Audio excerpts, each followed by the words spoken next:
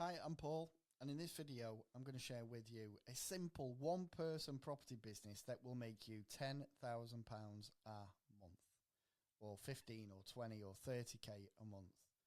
In 2025, 2026, whatever year it is, it doesn't matter. You could be watching this in 2030. This will work. Because it's a very simple business. It's a very, very basic model. But, and this is the thing, most people actually get this business completely and utterly wrong. And they focus on the wrong things completely. And it's critical. And that's why it leads to failure. With most people, 90% of people in the UK that try and do this as a business get it wrong and fail. In this video, if you stick around to the end, you will know how to make 10k a month, 15k a month, more. Now, this is totally doable. No matter what's going on in the property market, this is achievable. And it's been proven time and time again.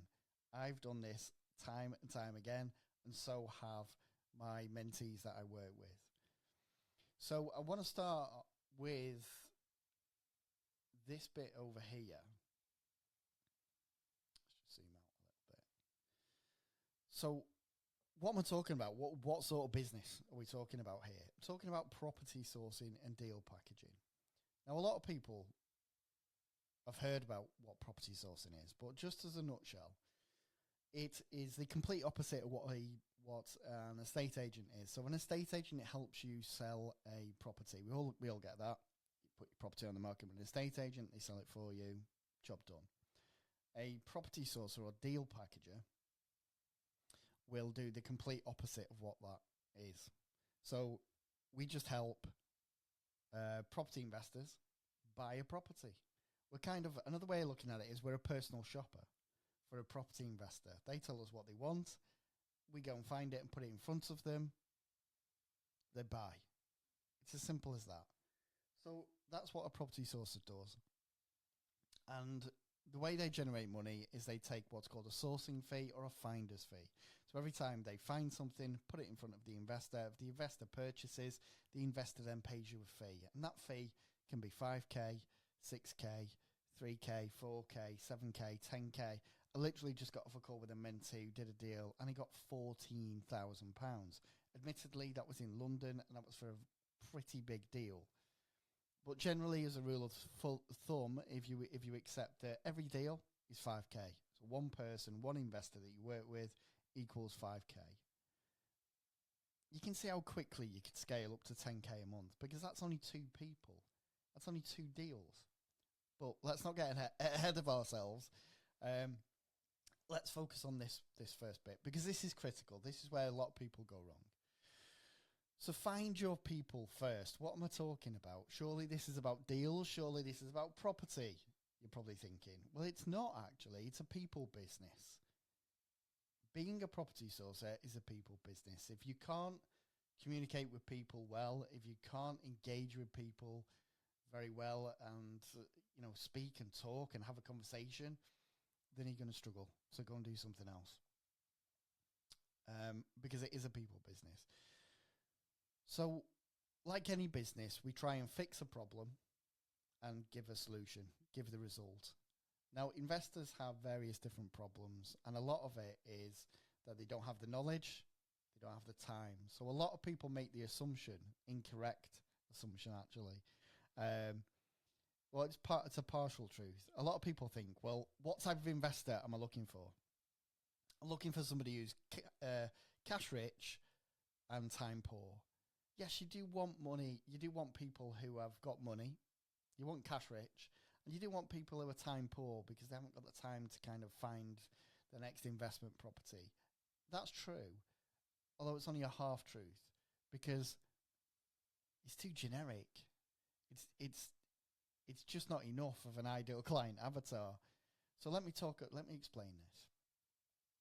So if I literally had a call this morning with a mentee and he said, Paul, what would you do if you were starting again? What type of investor would you look for? And it got me thinking. I thought, do you know what? I'm going to talk about it in this video. So I said to him, I said, I would look for overseas investors. Reason being, they need you more as a property sourcer because they're not in the UK.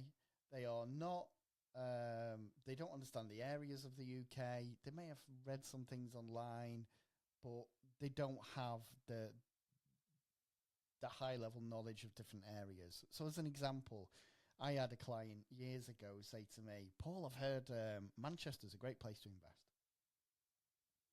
And it is. And, it was back then. And I said, yes, it is, yes. And they showed me something. I was like, no. You do not want to be investing there. And they showed me something in not a great area. We all know there are areas in the city that we live and the place that we live that you wouldn't really want to invest in. And that's the level of information that is key when we're looking to invest in property. Because it's not always about what you will invest in. It's about what you won't invest in. And overseas investors just don't have that granular knowledge or the knowledge in that much detail that, oh yeah, Manchester's a buy-to-let hotspot. It doesn't mean you can invest in any property in Manchester, obviously. So overseas investors need you more. So as a deal packager, you think, well, hang on, low-hanging fruit. Overseas investors need you because they don't have connections in the UK. They don't have the brokers. They don't have the access to lending. They don't have the access to accountants, solicitors, agents, deals, knowledge. They don't have the time to even think about getting all of that together. Overseas investors are where it's at. And also being overseas has a limitation in terms of being able to invest into the UK, getting money into the UK to enable being able to invest. So I said to my mentee this morning, I said, overseas investors would be what I would target. And he said, okay, how? And we went into it. We went into how exactly you would go about doing that. And we'll get into that. So when we talk about ideal client avatars and who we're looking to work with, we really need to find our people first. But it's not just that. Okay, when I said overseas investors, that's location specific. But what about what they're looking to invest in? So my client this morning actually was a great example because I know their bigger goal is they're starting from zero. They've got zero cash today. But they want to get to a position where they've got lump sums of money coming in the future, serious cash. So they want to jump into joint ventures, do deals with investors themselves, cut themselves in on deals, and in the future be able to do their own deals and their own investments and build assets. I said, okay, we need to reverse engineer this. So we can't jump right to the end and start doing joint ventures with people. We need to cut our teeth first and learn how this whole process works. So we are very much starting off with property sourcing and deal packaging. It is a gateway strategy for most people. So if you are watching this and you are thinking, Paul, I need to build income, I'm starting from zero, this is how you do it. 10K a month. You can do that with this business if it's done in the right way. Like I said, most people get this wrong. So watch the video right the way through. So when we talk about investors, if we know who we're looking for, we can create specific content that is niched down just for our ideal client avatar. And off the back of that call with that mentee, we understood. I said to him, if you niche down even further, so you've got your overseas client, but you're not just picking them because they're overseas. You want overseas clients who are only interested in looking for flips in the UK. Reason being that there's the potential in the future to do joint ventures with those people. So you do a deal together. So if you only look for investors who are looking for flips, what else does that give you? What else does it allow? Well, it allows you to then create specific content on LinkedIn, on social media, that is about flips, that is about the problems of finding your next flip. It talks about the main issues and problems that investors would have if they were looking for flips. Why do we do that? Well, because if we're creating that content and we're putting it out there on LinkedIn, social media, wherever, it's going to engage, it's going to resonate with our ideal client avatar. If I'm an investor looking for flips, and there's a guy on the internet talking about looking for flips and the problems that I'm coming up against, I'm going to find that interesting. That's why we niche down. If we're really generic about this and cash rich, time poor, you're going to struggle. You are really going to struggle. And this is where people just don't put in the effort. People think deal sourcing's about find a good deal. If it's good enough, someone will buy it. Absolute nonsense. Honestly, don't waste your time. Don't waste your time. So lead generation. Let's get into that. Let's move on. You could have a call to action on your content, such as, have a free property investing strategy call with me to onboard your ideal client avatar. So if you're looking for those flip clients who are based overseas, offer them a call, offer them a free Zoom call, get them on a call, ask them about their property goals. What's stopping them from doing it right now? What's their number one problem or hurdle in the way? Ask, would they like somebody to help them? Get the answers, find out their pain points, because all of that information that they're going to tell you is going to help you frame you as the answer. And this is what we're talking about, the 1 to 11 here, and it's easy. If you follow this, it's easy. So when you're on board, let's say you're having a strategy call, a Zoom call with your ideal client, you go through this, you work through it. So where did we get up to? Ask them if they'd like somebody to help them. Explain how you can help them, make it benefit-driven, pain-focused, and really agitate the problem, and then offer the solution. It works because it's a no-brainer. If somebody's in pain and they're thinking, if you're in pain and I said, here's paracetamol, you'd say, thanks very much, because that's the solution. If somebody's struggling to invest in property and they've got problems in front of them and you're saying, well, here's a solution, I can help you with that, they're going to be receptive to that information. And then you literally ask a question. Does that sound like that might be useful? The answer's going to be yes. It should be yes if you're talking to the right person. And then you offer to work with them to help them. At the end of the day, you're not trying to pitch to them. You're not trying to make them buy anything. You're literally offering them a solution to their problems. And that's all it is, and that's the way you need to kind of position it in your head to understand it really clearly. So explain how it works and what your fees are on the call. Send your sourcing contract digitally whilst he's still on the call or just after. And once you've got that investor onboarded and they've signed your sourcing contract, your money's on ice. You are literally 70% done. This is the first step. You've got them on a call. You've run through these questions. If they've signed your sourcing contract, you've got money on ice. Money literally waiting to be collected. And it's that easy. All you have to do is go and find what they want. Easy money. Easy money. Now, some caveats to this, because a lot of people, I really want to get into this video where most people go wrong. So a lot of people think, I'll charge a reservation fee and I'll get some money up front. That way that it shows that they're committed and I've got some money in the bank. Don't do it. Don't do it. Don't do that, because if you take a reservation fee up front, that has to be refundable by law. So you can't touch that money. You can't spend that money. So why take it up front? Seriously, why are you going to take money up front? Because you can't access it. You can't touch it. The other thing is, it can't go and sit in your business bank account or your personal account, obviously. It has to sit in what's called a client money account. There's a ring-fenced bank account that nothing else can touch. Because that money may need to be refunded, so it can't be degraded by direct debits coming out of that bank account. It has to be a ring-fenced client money account. Now, problem 2 with that is not every bank offers client money accounts these days. It's not straightforward to get a client account. Problem 3 with that is it means you need client money protection insurance, which is an insurance policy on top. Problem 4 with that, problems are racking up. Problem 4 with that, and this is the biggest problem, right?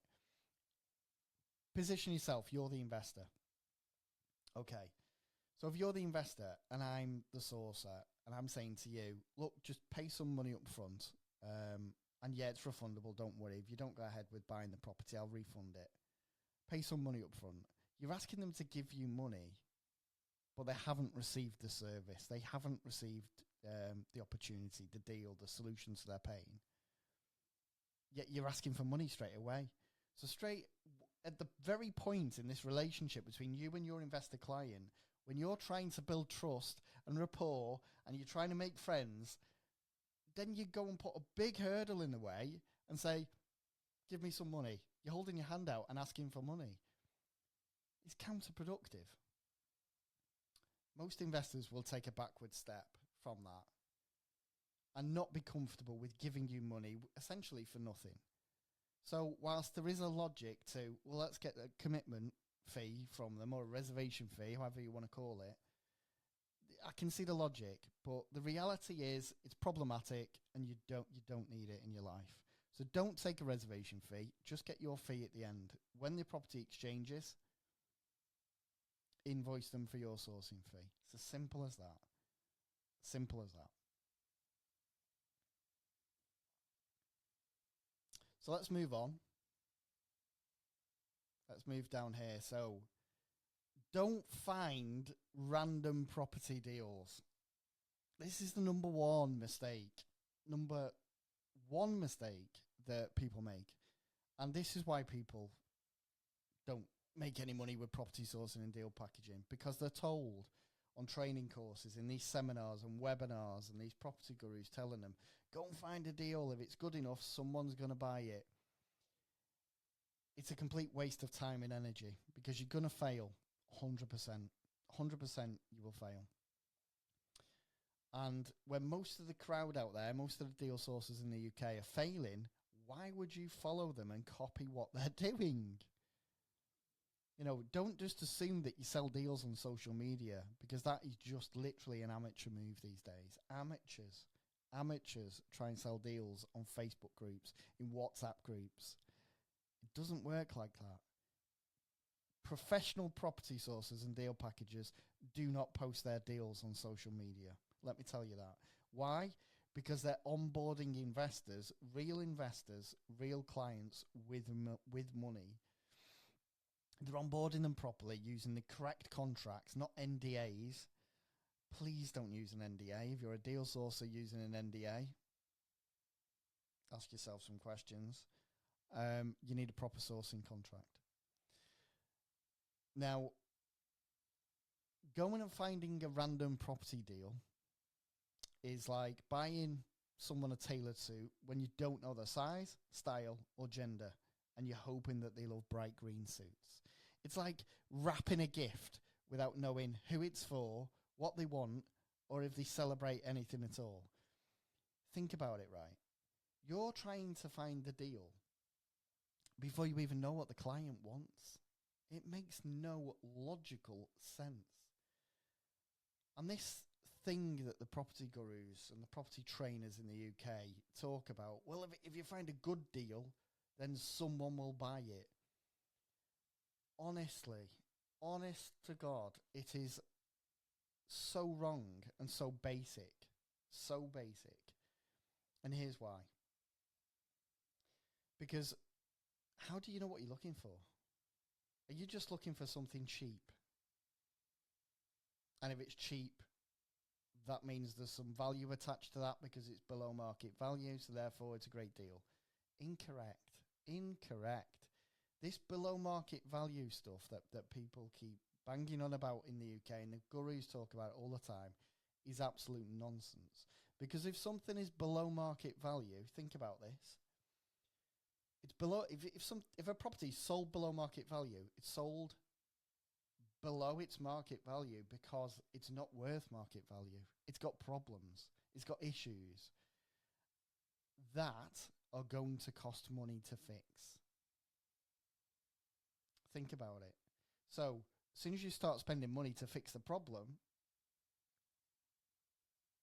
does it feel like a bargain anymore?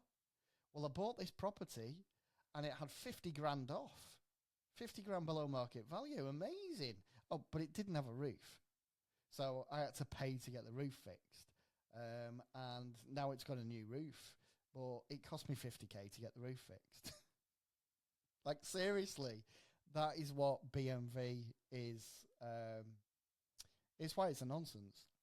There are genuine below market value properties out there where you've got people who are in a financial situation and predicament, and they'll sell for less than what the property's worth just to sell and get out of the property.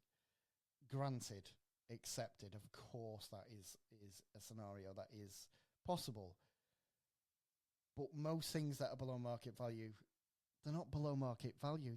They're just cheap because they've got problems and issues. So think about that. Any business that is cash flow positive is systemized. And it's not based on luck to sell a deal. You know, so if you are one of those people that have been on a 3-day course or a property training course and they've said, go and offer 20% below market value on loads of properties, and if something sticks, then you've got a deal, and then put it out there and somebody will buy it because it's so cheap.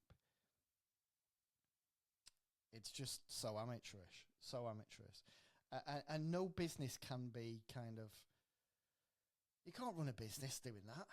Seriously. Do you want to sit there running a business, crossing your fingers, hoping someone's going to buy your deal?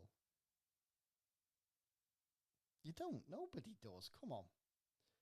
So that's not what we're doing. Remember, we are building a one-person property business here that is going to put 10k a month in your bank. 10k a month. So let's talk about the money. So just one investor, I mentioned this before, just one investor found is equal to 5 grand. That's how easy it is. One person onboarded is 5k. So if you can onboard good quality investors, it's like a license to print money. And I mean that. I honestly do mean that. You will make so much money doing this, because if you can onboard one investor, you can onboard 2, you can onboard 3. There's the money. Now, Jack and Jonty, clients are mine, and they've onboarded high net worth individuals from the USA in their deal sourcing business, and they've done amazing things. I've got off a call with them this morning, and Jonty was telling me that they've just done a deal, and they took 11,000 or 13,000, 11 or 13,000 pounds from their latest deal. And you know, the skill is just about onboarding investors, and it's not about numbers. So other people might say, you can sell to our investor database, and our investor database has thousands of investors, hundreds of investors, and if you find deals that are good, we'll try and sell them and we'll do a fee split. Absolute crazy. So it doesn't work purely because their investor database doesn't have a relationship with you. They don't know who you are. They have no trust with you. It just doesn't work that way. Investors will buy and will spend money when they know, like, and trust you, the person that they're dealing with. Piggybacking and using other people's databases doesn't really work. It feels like an easy route. It feels like a quick win, potentially. The reality is, I don't know many people that have had success doing that, honestly.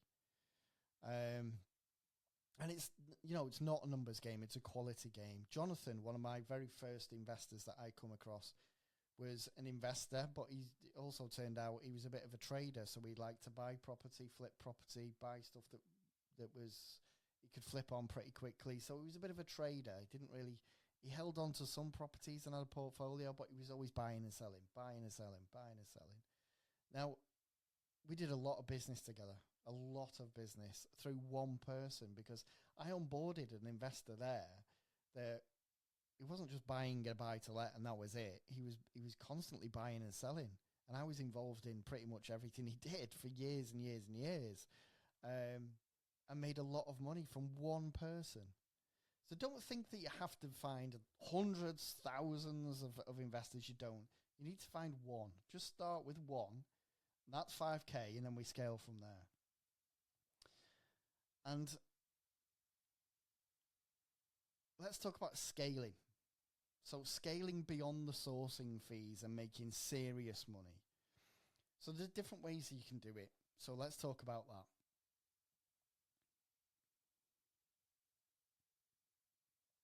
So let's scale beyond sourcing fees and make some serious money. So, okay, you're making 5K, 10K, 15K a month. 3 investors get you 15K a month. You know, Jack and John see this morning telling me that, you know, they've just done a deal, 11,000 or 13,000, can't quite remember the fee. That's one investor. So, you know, 5 is the average. 2 people, 2 investors onboarded, 10K a month. That's all it takes. All you have to do is find exactly what they're looking for. So when you onboard them, they tell you, I'm looking for this type of investment. This is my budget. If it's these returns or this cash flow, that's viable for me. I'll buy it. If you can go away and go and find it, put that in front of them, they will pay you £5,000 or whatever your fee is. It's that simple. It's not a difficult business when we understand that it's investor focused. You know, where everybody goes wrong is quite often they think they just need to find loads of deals and put them online and try and sell them, and it doesn't work, and they're just busy fools and they don't make any money. Find the investors. Find the investors. That's all you need to do. But in terms of scaling beyond the sourcing fees, so okay, we want to make more money. We're getting greedy now. We want more money, more cash, lumpy money.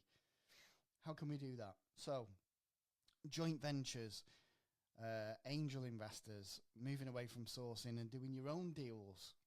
I've got mentee Alex, who he finds the deals he wants to do himself.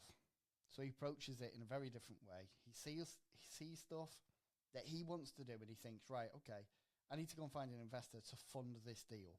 And that's what he does. He literally goes away, he finds onboards investors that have the type of cash to do the type of deals that Alex wants to do, and they lend him the money. He does the project, and it's a 50-50 fee split. You know, Alex's last one, 37K, 45K, 40K. It's that they're the sort of deals he's doing. And I hate this term, no money down, but Alex has done it in that way, where he hasn't put any money into those deals himself. The investor has fully funded that opportunity. And Alex has cut himself in 50-50 because he's project managing, he's taking care of all the legwork, the refurb, the day-to-day. The investor is just a lender. Just a lender. So 50-50 profit shares are common in that scenario. A lumpy money becomes your normal. So not small fees, not 5K, not your 10K. Then all of a sudden you're earning, like Alex is, a 6-figure income from doing deals with other people, where you're doing 30, 40, 50K from one deal, one project, one flip, one refurb. Systemize what you're doing to scale. You can't do this on the fly. You can't do this without a plan or a proper system in place. You need a system to be able to do this. And consistent output means consistent income. You can't expect results by luck. You can't try some of the days and not other days, or not all the days. You have to be consistent to get the output, to get the results. And that's the difference. I mentor a lot of people, and the difference between the people that do really, really well and those that struggle is the consistency and the level of work that they put into it. Property is not easy. It's not easy money. You know, at the top of the video, I'm saying, you know, earn 10K a month. It sounds ridiculous. Now, if you're earning 30, 40K a year, then earning 5K a month, 10K a month sounds a bit, you know, ridiculous, for want of a better word. And hopefully I've shown you in this video that It's actually really simple and really easy to earn that type of money, to earn 5K, 10K a month, if you're using the right system. But you've got to be consistent with the effort. You've got to be. And you've got to stay level-headed as well, because I've seen this before, and I've seen it with friends who've been in the industry. Don't just drop your first deal and then go spending the money on stupid shit. Honestly, I've seen people buy cars. I've seen people go on ridiculously expensive holidays month after month after month because they're dropping this kind of income. My suggestion is behave and act like you're still poor. It's a good mentality to have. You know, I'm not flashy. I don't wear flashy clothes. I don't have a flashy car. I'm not interested in cars. I like watches. I've got a nice watch and I've got a nice home or a couple of nice homes. And I do not waste money on stupid things like cars. In my opinion, if cars are your thing, absolutely fine. Enjoy. You only live once, but don't waste your money. So don't be that person that drops a couple of deals and then starts acting like the big guy, you know, walking around with the Rolex and driving the Lamborghini and all that nonsense. Seriously, invest your money, grow your wealth, invest in stocks and shares. You know, the S&P 500, start investing, start looking after the future, because, you know, you need to look after yourself for the future. Invest well, have a money mindset, a growth mindset, and scarcity. If you feel like, well, what if this was my last deal? You can't just assume that you're going to carry on dropping that fee every single month. Some months you might not drop a fee. It might happen. You can't, it's not a job. It's, you know, it's a business. And sometimes there are lean months and sometimes there are very, very nice months. So sometimes we have to plan for the future. Scarcity and behaving like you're still poor is the best way, in my opinion. And you've seen it before. You see it in the press. I'm sure you've seen the stories. I have, where you're reading them in online or in the papers. I don't know if anybody buys newspapers anymore, but yeah, you read these stories online of people that have won the lottery, and then they're living in a cardboard box 3 years later because they've blown the money. They bought cars, they bought houses, they bought super yachts, they splashed money on stupid things, and it's gone. That easy come, easy go kind of mentality. Money will leave you. Money will just leave you. You have to look after it. So with this type of business, I've seen it before. People generate good money. You need to be clever with the money. So it's about planning for the future. So moving on from there, what I want to focus on is focus and consistency. Doing this will get you to 10K a month. Now, the only KPI I want you to think about, the only metric you need to worry about is how many conversations can you have? How many investors can you speak to? How many investors can you find, reach out to, engage with, meet, speak to? Conversation. That's the only KPI you need to kind of worry about when you're starting a business like this. And if you have that focus in the business where you're not thinking about deals, you're not thinking about properties, you're not logging onto Rightmove, you're not signing up to Property Filter or whatever it is, you're not wasting money and wasting time going on viewings. The only KPI is how many investors can I speak to today, tomorrow, the next day, this month.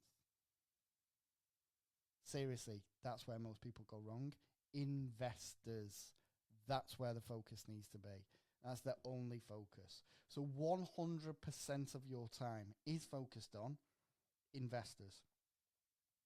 Seriously, not property. Investors. Not deals, not viewings, not watching what others are doing on social media and copying them because you think they're doing it the right way. Not looking on Rightmove, and certainly not looking on, Instagram and TikTok and getting caught up in what others are doing. Focus on one thing and become obsessed. Should have underlined that. Become obsessed. And the money will follow that effort and that consistency. Because if you're consistent in, honestly, waking up in the morning and becoming obsessed with this stuff, thinking, right, how can I speak to investors today? How can I turn up for my business today? Guess what's going to happen? You're going to get results because you're going to have conversations. And of those conversations, a percentage of those will convert into them signing your sourcing agreement, becoming a client, and then a percentage of those will turn into actually deals, will turn into money in the bank. And that's how you hit 10K a month every single month and more than 10K. That's how you do it. That's how people make money. And it is that easy.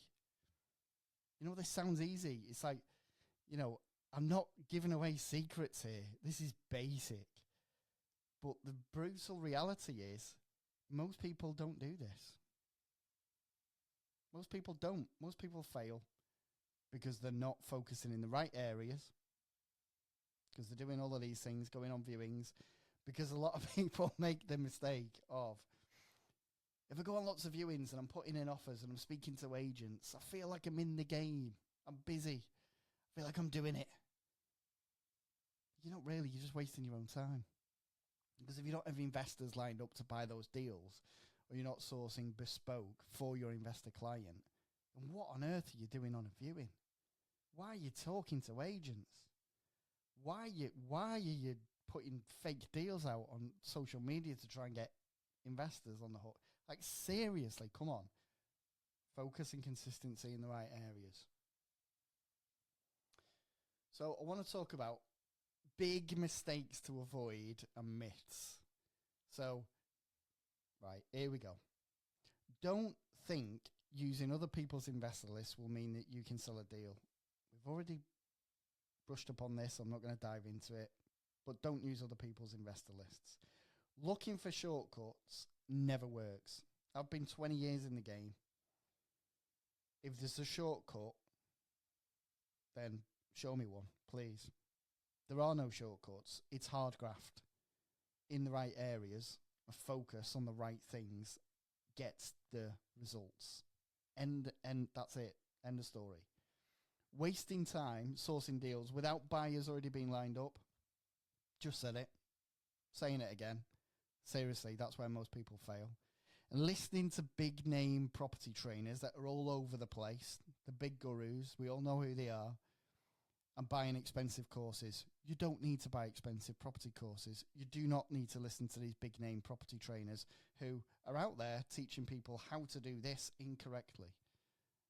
Just because they're a big name doesn't mean you can trust what they're saying. Doesn't mean that they're successful. It means they're successful at selling courses for stupid amounts of money, and that's all it means. So take it with a pinch of salt, be a sponge, read books, and watch my videos. No, seriously, just try and avoid the big name property gurus and the webinars and seminars and everything, because you'll get a lot of hot air, a lot of half-truths, and a lot of misinformation. The amount of stuff I see, even on paid adverts from property trainers, and they're talking away, and it's like, oh my God, you're literally talking nonsense.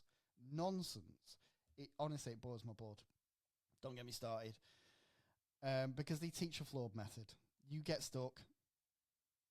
You get confused. You get overwhelmed. What do? They offer more courses, and you buy them because you're stuck and you're overwhelmed. Property course, circle of doom. That's what that's called. Less said, the better about that. So, start here, and then you can diversify into lumpy money. I like that term, lumpy money. Lump sums of money, that's what we want. So the best place to start, if you're watching this and you're like, Paul, I need to build a pot of money. I've got nothing. I'm starting from zero here. Or I'm new to property. I'm new to the game. Absolutely fine. You can start with this. You can start with this. If you need to build a pot of money, property sourcing is a great place to start. Reason being, lean startup costs. Because you're only going to have to pay for compliance and a bit of time and effort. Seriously, that's it. 5K per client. So one person a month saying, yes, I'll work with you, and you finding what they want. One person a month is a £60,000 per annum income. 60,000 quid a year. 1 client a month. 12 clients in a year. 60k minimum. Minimum 60k. 2 per month if you want to up your game. 2 per month, just double that. £120,000 a year. That's a 6-figure income from just finding 2 people a month to work with. It's a very lucrative business when, and this is the critical bit, when it's done in the right way. So if you complete 3 to 4 deals and you bank that money, so you've got, 15, 20 grand in the bank, you're going to look to switch your focus when you've got 15k, 20k plus. You're going to look to switch your focus from deal sourcing, move away from that, and start jumping into joint ventures with investors and looking at really cutting yourself in on the deal and earning 6 figures. Like Maz, one of my mentees, she's growing her own portfolio with investor finance. She's actually doing deals where the investor funds the purchase or part of the refurb. She's put in some money as well, and she retains the asset, but the investor gets paid out because they're adding value to the property. And she's using investor finance to actually grow her own portfolio. There's a million different ways to do this, but the reality is, if you want to grow a property business that will make you 10k a month, there is a way that you can do it. Property sourcing, deal packaging is immense. Now, I haven't shown you on this video how to go and find property, how to really engage and speak to investors and find investors, because that's finding investors is the real thing here. What I wanted to do with this video is actually show where most people are going wrong, but also how you can do this correctly, how you can do this right, how you can make deal sourcing and property sourcing work for you. So you are making 5, 10k a month. So you are quitting the day job. So you are scaling up a business that is totally scalable in a very quick way. And if you'd like more information, then reach out to me. Drop me a message. And yeah, check out the description in the video, and there's more information there and a link to click where we can maybe work together. Like I work with other people, and I work with people one-to-one as well with my clients. Very different to property training that you get elsewhere. So hope you enjoyed the video. I'm going to be doing lots more of these videos where I kind of debunk and demystify how to make money out of property without any of the fluff and the nonsense. I'm just a regular guy, and I just want to share some knowledge and hopefully clear up a few things and make things a lot more simpler, a lot more straightforward. And hopefully you enjoyed the video, and I'll see you on the next one.